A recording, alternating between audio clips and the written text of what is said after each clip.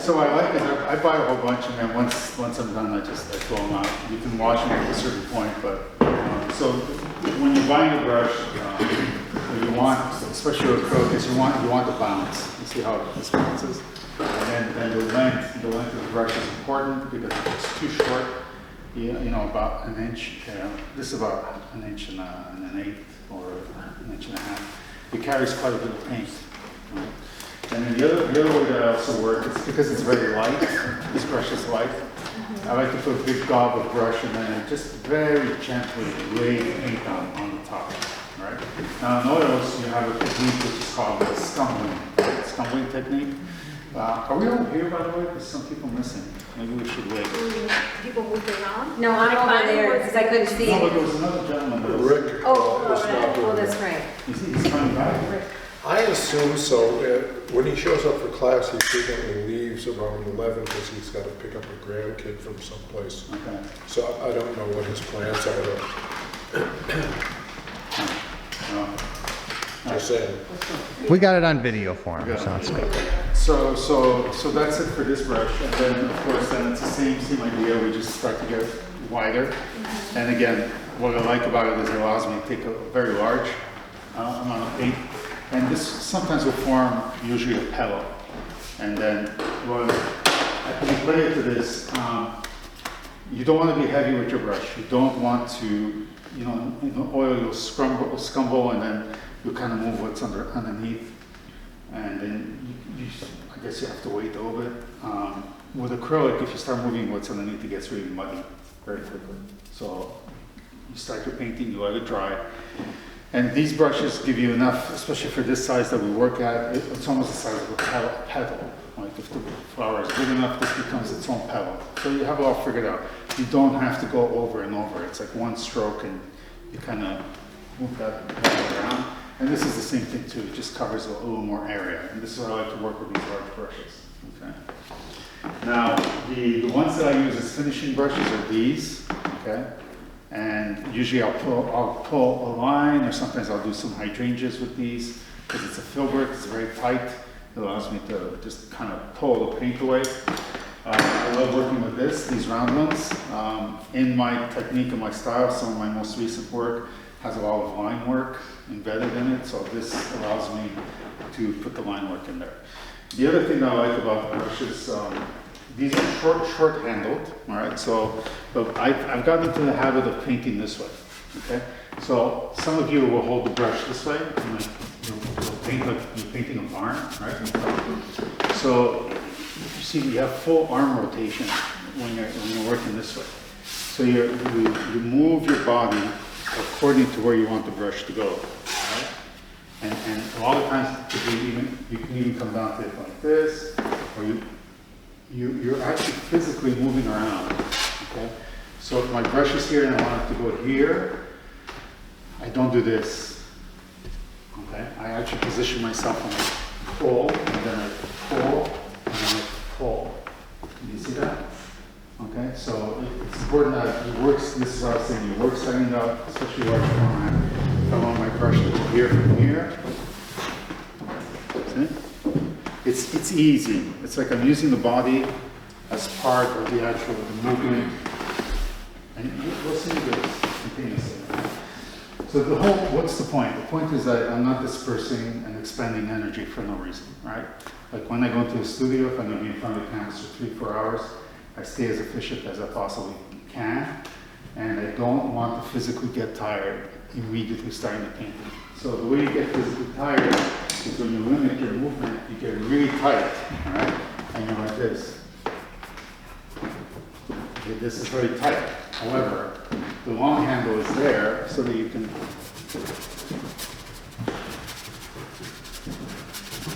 and this is what it should sound like. Especially in the beginning of your Then you have these freestyle Liquitex. I was using these a lot when I was doing murals, and they're really good. They're very resistant, more resistant than these guys over here. The head is very tight, and what you need to look for is a very perfect cut. Like this is machine cut to like really nice to a T. Again, the bounce, you see, this beautiful bounce, and it can hold a lot of paint. So the one thing you don't want to do all the time is just go over here and then you're like, okay, no, you want to be able to pick that up and lay it down nice and pick up, okay? And we'll talk about that, and then we have a 3-inch, and these go as far as this big, and they go as far as this big also. So I have a few of those when I'm working in larger format. We also have some of these brushes over here, which allows you to drag the paint across. And if you put too much pressure, it'll lift the paint. And then there's also not, light-handed. We'll just kind of gently leave the paint on the surface. The way I hold a brush is that I hold it this way. I never really hold it this way. Okay. How many of you hold it this way? Like a pen? No, like this. All right. And it's very light. If somebody touches my hand, the brush comes off. Okay? It's very, very light in my hand. It's always twirling of some nature. And if it does get too tight, I can sense it. That it's getting tight. What's going on? Something's not working on the canvas, right? So that's, to me, that's how I do it. Yeah. Good question. Do you ever use essentially hardware store brushes that are thicker? Oh, like house paint brushes? Yeah, like you would go into Home Depot and buy for Right. painting a house. Or If you're working really, really large, I would say yes. The problem with some of that is that the hairs somewhat don't really give a definitive line. Like sometimes you want the definitive line. And this is why I stress this type of a line, and you'll see what I mean. Because with this, I can go full range, 3 inches wide, down to 2 inches, and down to a clean line, and I can pull my line back again. You can't do that with those brushes. No, they're beveled. Right, they're beveled, and then they're thick, they're usually about 1/2 inch thick. Now, if you're working really large, remember scale is different. So yeah, something like that, maybe if you use a side and you pull the brush pretty nicely, maybe you'll get a decent line out of it, okay? Maybe. But I do use those for varnishing, by the way, like when I varnish my paintings, and we'll talk about that. So bucket of water, okay, with the grate on the inside.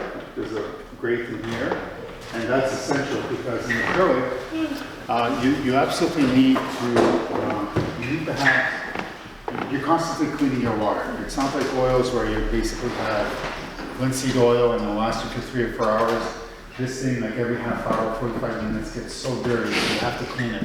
Because otherwise you're painting with mud. And you'll see it in the colors, they're going to change. Right? So you have to make sure you have that.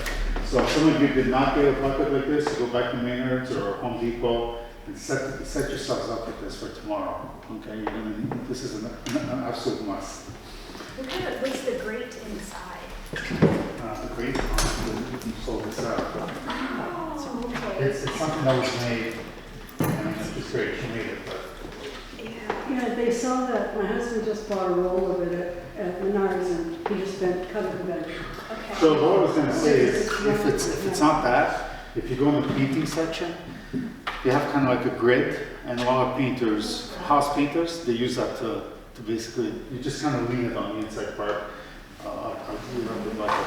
You have that? So at the dollar store, I got the bucket, then I got a little basket. Yeah. Oh, perfect. Right, whatever you can use to basically, The basket too? yeah. So there you go, whatever you can use to kind of like grate your brush so that you can clean off. You want the sediment to fall to the bottom. So I think in oils, basically, you just kind of clean it in turp, you close your turp, and you don't need that much. But here you're doing, especially with the amount of paint that we'll be using, you'll be using quite a bit. Then we have acrylic 65, which I'll talk to you about, and then there's thickener number 1. And this stuff probably will come in first, second, third day. This one over here will be up to you as an option. And once I get to that, we'll talk about it. I don't want to override you with too much information. So the way I begin, some of the other materials that I use is I use these styrofoam, and each one will probably represent a color for me. I'll mix this in there, and I will, discard it once it's done. That's it. Sorry, but.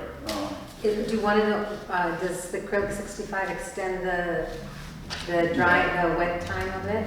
Yeah, it does. It actually extends the paint. Oh. So it extends the paint. And that's, I'm gonna get into that right away. But I usually use the cups, you know, like the little soup bowls, styrofoam ones.